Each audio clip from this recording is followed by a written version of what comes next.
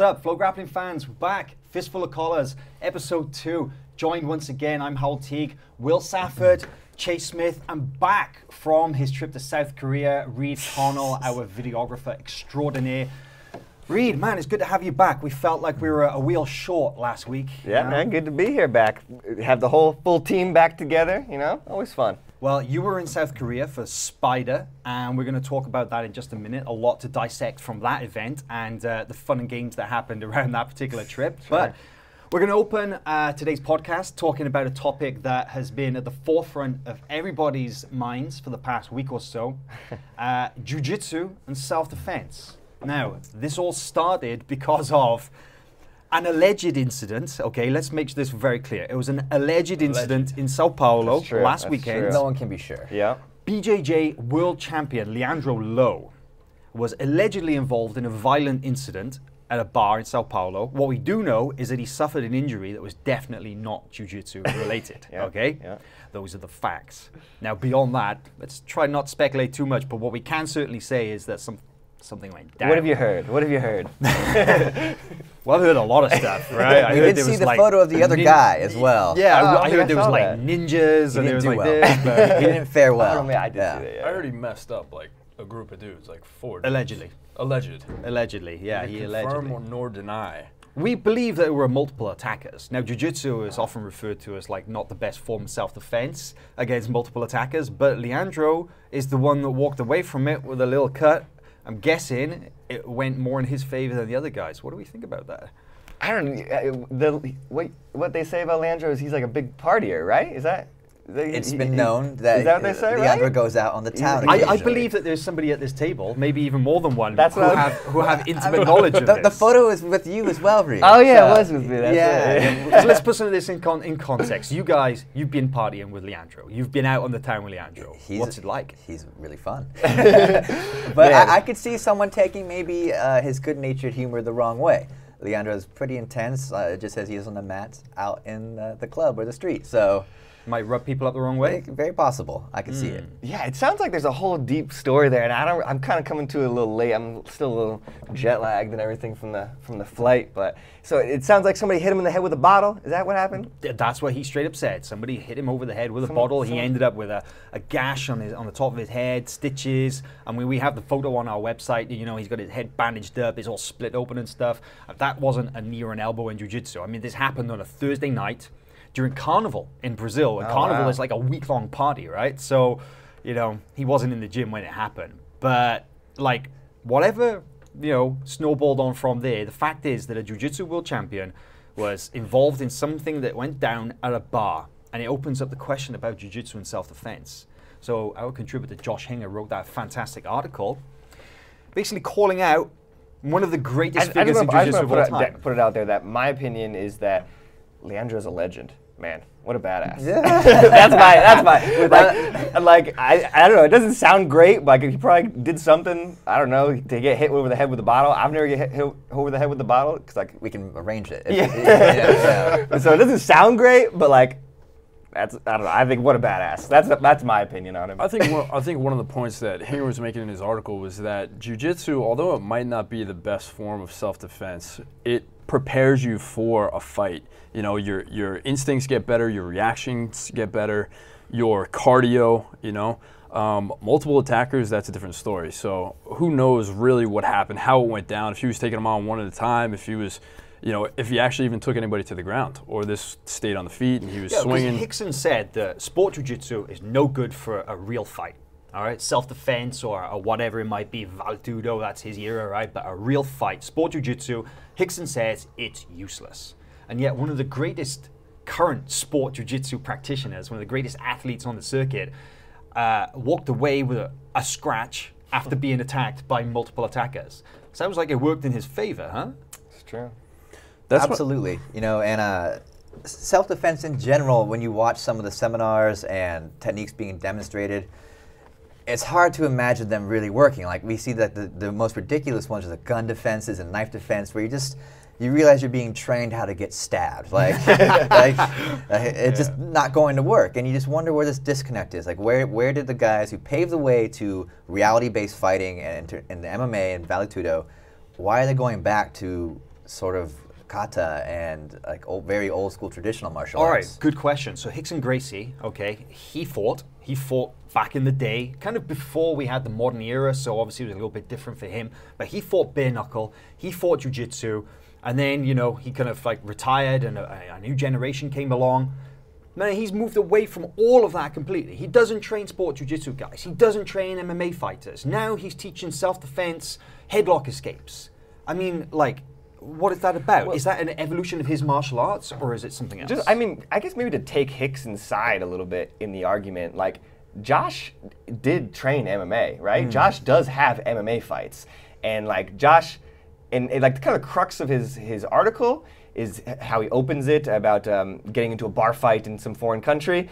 And then he takes the guy down, which is wrestling, not jiu-jitsu, right? And then ground and pounds him, MMA, so I feel like he's a little bit more prepared than a lot of... That he's letting on, maybe. Yeah, like, I think the modern blue belt who does De La Riva. Exactly. And then, so like, okay, so you think that, like, okay, does Rickson have a point that sport jiu-jitsu kind of like is not going in a great direction, you know? Like, I think of, like, I don't want to put anybody on blast, but like, you kind of think of like people who don't have takedowns, like the Meows or something like that, you know, like if they were in that situation, would they be able to double leg these big Irish dudes and ground and pound them? You know, I think Josh has he's leading on a little bit more than... Leandro is also a gigantic man. He's a big-ass dude. He's a physical specimen. He's a big dude. But my question is, okay, my point is this, I guess, is that, yeah, you know, you could argue that the tactics used by sport jiu-jitsu guys maybe aren't as effective in a real fight. You know, you won't see a guy pulling De La Riva in the street or something like that. But let's just look at it from a sport jiu-jitsu point of view, right? That regardless of the tactics that I use when I'm on the mat, you know what it's like when you're grappling a day one white belt? Okay? And that's what the majority of people on the streets walking on this earth are. Day one white belts, they've never done jiu-jitsu in their life. And even a blue belt grabs hold of those guys and fucking toys with them like they're children. And a big, strong guy is suddenly completely fish out of water. He doesn't know how to move. He doesn't not prepared for it. And a blue belt can just take his back, choke him out with ease. Now, saying that that's not applicable to a street situation, that blue belt couldn't do the same thing, what do you think? It just seems wrong, and the evidence also indicates that. I mean, there's plenty of surveillance footage. I remember there's a famous case of some guy who was at an ATM. Someone came up behind him and started choking him. He got out of the choke and then took his back and left him unconscious. He was a blue belt when that happened, he said. So it's just, the evidence is out there supporting sports jiu-jitsu, where the other evidence is just guys talking about how it doesn't work. Yeah, well, this is the thing as well, is the pressure testing, right? It's like self-defense. There's never any resistance to those techniques. I never see anybody struggling to escape from the headlock takedown. But that's what we do every day in jiu-jitsu. We struggle. Right. We know how to fight, right? I think another thing that's that Henry said that's important to take into account is that, you know, jiu-jitsu is... Sorry, I just forgot my point. just to go back, fading away. Just to go back to the takedown thing. Like, I remember going to Royal, which is an event that we have on FloGrappling, right? A great event, and features some like the biggest names, lower belts in our sport. And it's one of the rules is that you can't pull guard, right? And if you pull guard, to keep it real. Yeah, to keep it real. And if you pull guard in the first minute, you get a point deducted. And a lot of these guys, you know, who are the Brazilians who are purple belt world champions, you know, brown belt world champions, they went out there and they pulled guard. And so they just ate the point. So they immediately got a negative point, you know? And then so I interviewed all these guys afterwards and I talked to them and I said, hey, I was like, why'd you pull guard? And they said, well, what else was I gonna do? Like, because they don't train. I don't do takedowns. I don't know how to do a takedown. He's like, my only option to get it to the ground is to sit down. So like, but that's and those guys are really good. That's what she just reminded me of my point. Yeah. So here says that, you know, if you're in a fight, you would be smart enough not to pull guard, not to do a barrel bowl. You're not going to pull X guard in a fight, you know. So like, you also have to consider the situation, right? So you get into a dirty clinch, and then you pretty much just fall over. I bet would work. I mean, most people don't know how to wrestle either, so you just tie it up, and however ugly it is, you might even end up in a bad position in what would be sports jiu-jitsu, but if they don't know what they're doing, boom, you're on the back again. You know? Absolutely, and that's why jiu-jitsu is often touted as like the best form of self-defense, because, you know, we've seen it time and time again, the jiu-jitsu, the you know, real life encounters, it's very quickly just a mess of limbs rolling around on the floor, people headlocking each other, and they have no idea what to do. And I think anybody with a jiu-jitsu, rudimentary knowledge of jiu-jitsu in that situation is probably going to come out on top. But hey, you're not going to see me going out in the street testing out that theory. Yeah. It's a wild debate, and there's people like all over the place on it. I feel like it's a weird thing to kind of pin down, like how would jiu-jitsu work in this street fight scenario, and like. Well, here's the question. It's so hard to know. Street fight. Some guys come up in your face. What are you going to do? I'm going to walk away. I'm going to walk exactly. away. Like, and I think jiu-jitsu, like having the confidence of like knowing that if I got into a fight, I think I'd do all right. So like that is bad, right? Ultimately, that's bad because that means that seeking those out. Yeah, that means that I'm more likely to get into a confrontation. Like than when if I wasn't confident in a fight, I'd immediately get away. I'd immediately go away from it. You know, it's almost like you want to test it a little bit. Yeah, like, man, what could I do so like in a street that's fight? kind of not good.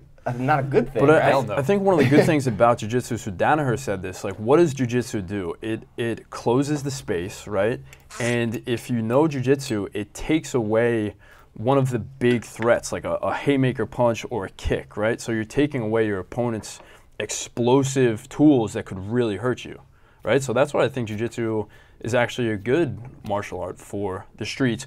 Of course, with, stipulations. You're not berimboloing, you're not pulling guard in the street. I think cardio is going to be the difference maker. If you can go like longer than 30 seconds in that type of scenario, like man, I don't know though. Even though like even a trained guy, you get that big adrenaline dump right in that. Ooh, but maybe if you compete a lot, here's the argument for the competitor. You're used to that, and maybe you do go into autopilot of some sort, and that other guy, man, he gasses out hard, and again, you win with jiu-jitsu. And if you had a few drinks, who knows? you might be Iron Man out there. Probably have if you get into street fights. Let's be real. Like that's something that happens when you're out partying. Crazy debate. I'm really, really glad that Josh wrote that article, though. Really, really great article. Definitely something we as the jiu-jitsu community should be talking about. He also made a good point: is why can't it be both? Why can't we have self-defense jiu-jitsu? Why can't we have sport jiu-jitsu? Well, I come from an era when I started jiu-jitsu, in our gis, we used to have one guy put on a pair of boxing gloves and the other guy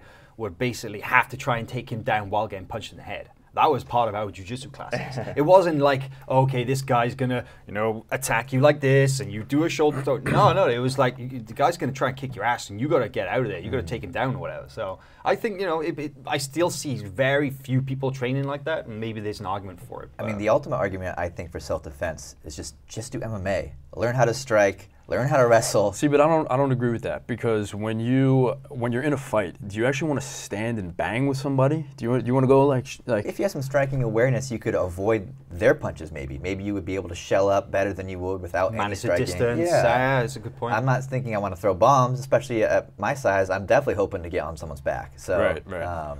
I think definitely have the speed advantage, but yeah, hopefully. All right, guys, moving on. Yeah. So self-defense, obviously, huge topic. That is something that crosses the board. But we could talk all day about it. We could, but going back to our roots of sport jiu-jitsu, that's our wheelhouse. Is what we enjoy doing the most. We cover the competitions around the world. That's our job. And Reed just came back from an amazing new event.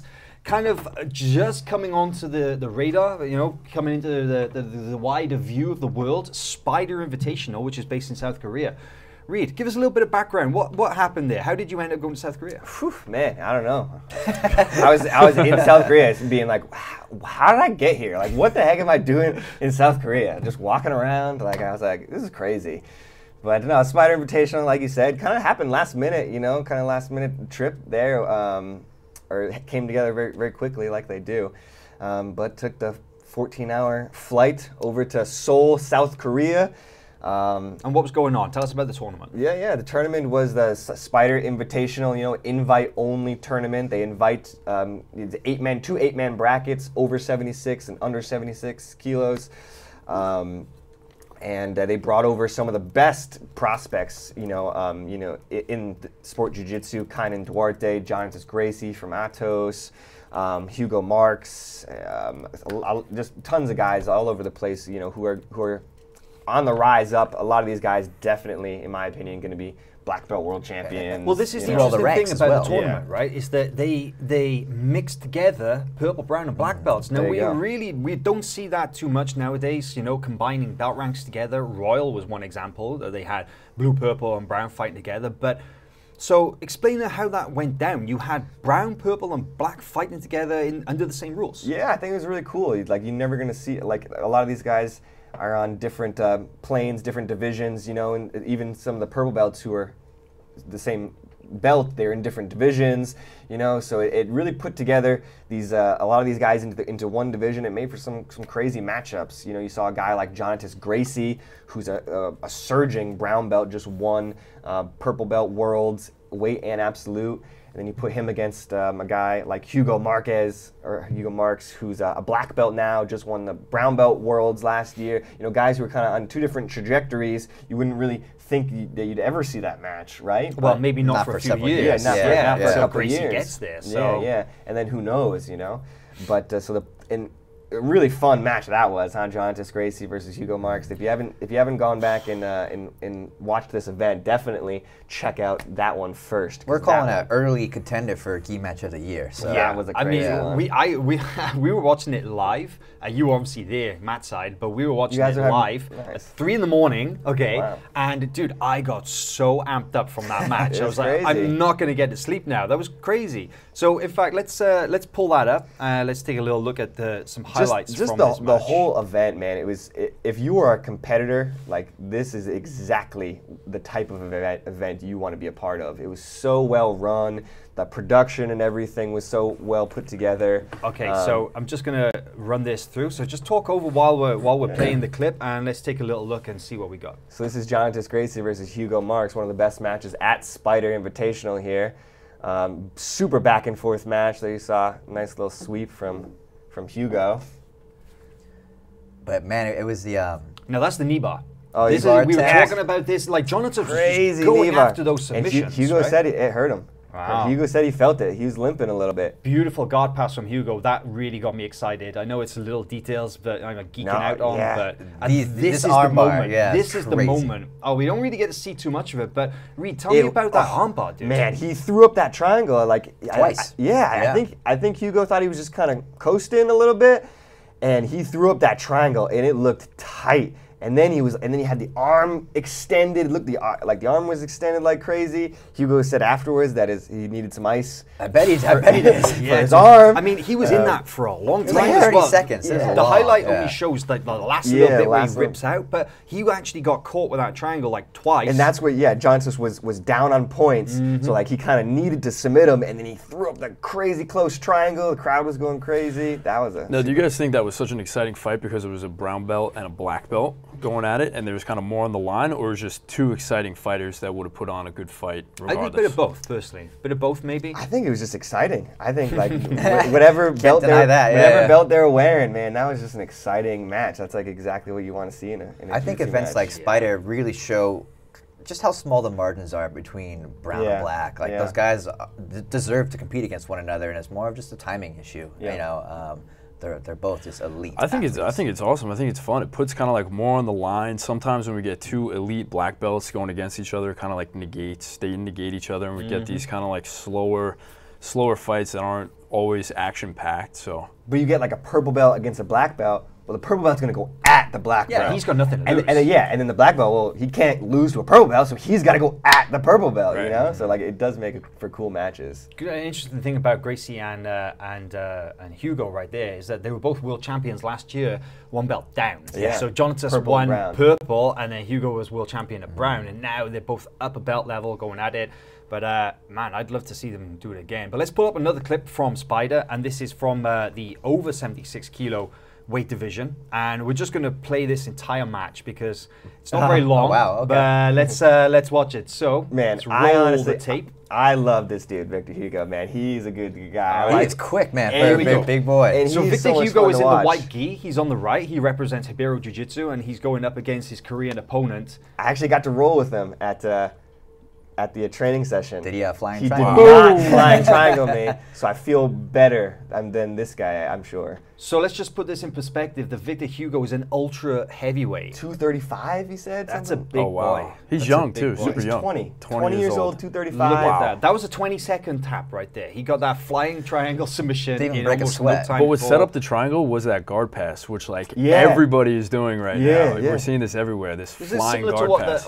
Orlando hit a little bit? Little bit, Orlando. yeah. Yeah, very nice. I'm just gonna let this play Herbert because does it'll go through to the replay of this as well. I mean, Yeah. you know, they'll replay the entire No, thing. man, but I spent a lot of time with Victor over in South Korea, man. He's a great guy. He's learning English. His English is really good, and he's exciting. And he's winning a lot. He wins. He definitely wins. He's out there in San Diego with Shanji and Saulo Ribeiro putting in work.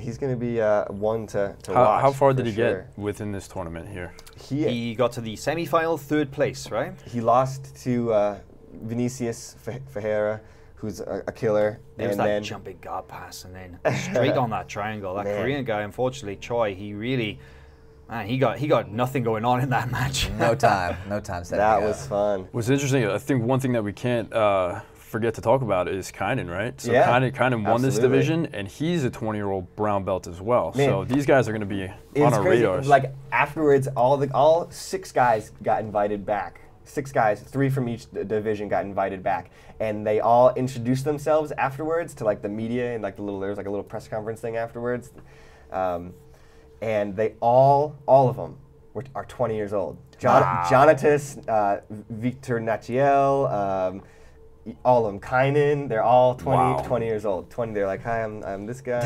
Man, So crazy, I didn't know that. 20 years old. I was like, So the "Geez." future is bright, and especially, I think, bright for Spyder as well. And they were telling me actually, because all of them were Brazilians, all 6 of them were Brazilians, and they said all 6 of them said they've been fighting each other since they were 16. Right.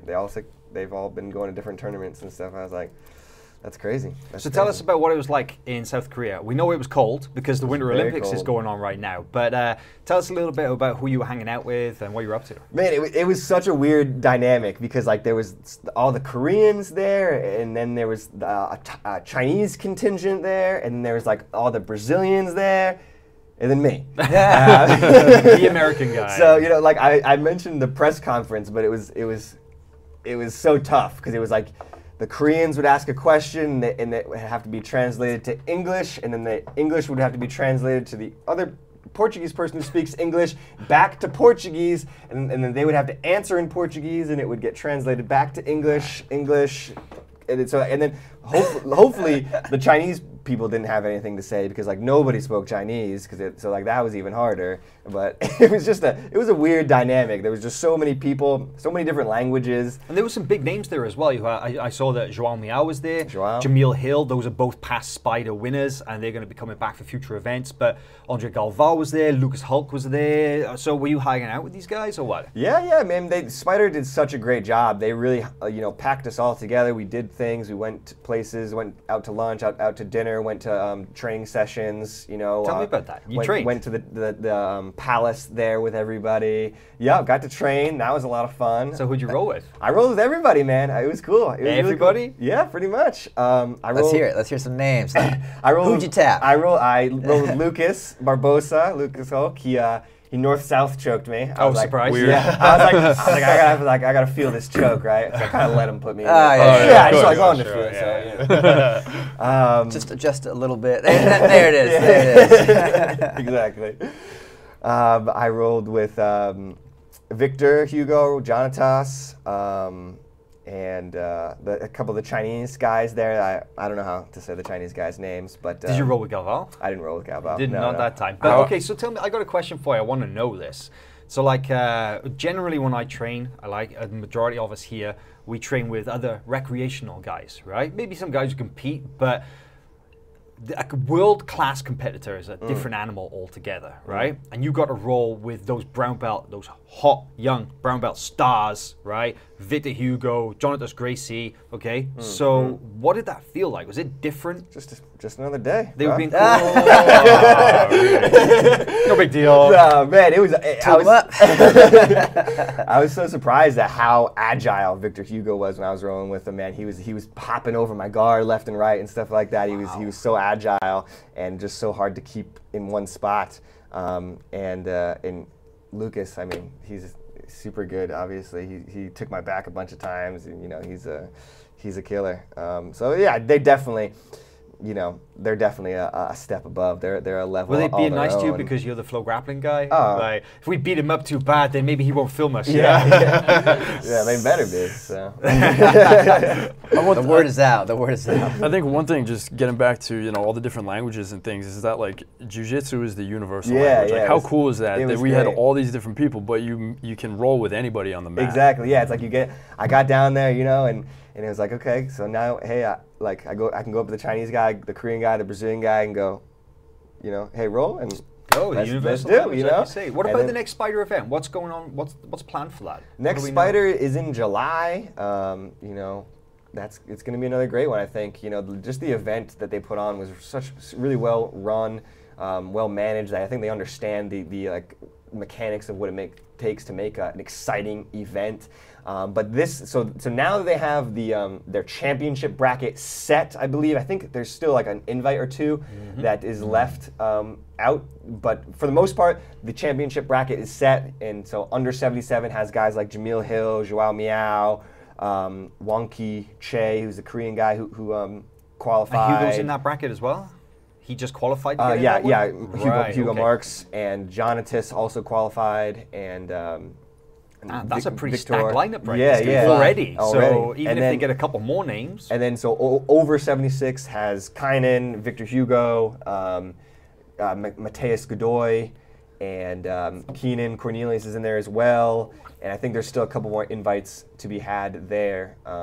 But man, overall, I was like super impressed with the stage was crazy looking, man. It was so nice. It was super cool. But I was super impressed with the Korean grapplers, I think, and just like the Asian grapplers in general. I thought, because I rolled a lot of those guys too, and those guys were super tough. And like I kind of expected, like I was like, all right, I'm a little bit bigger. I was like, and the level might not be as high over here in South Korea. I was like, I'm probably gonna go in and mess up these South Korean guys. But they tuned me up. They're really good. And a couple of the Korean guys in the tournament too really impressed me. I forget their names, but the guy who fought Victor Hugo in the third place match, that was a great match too, right there.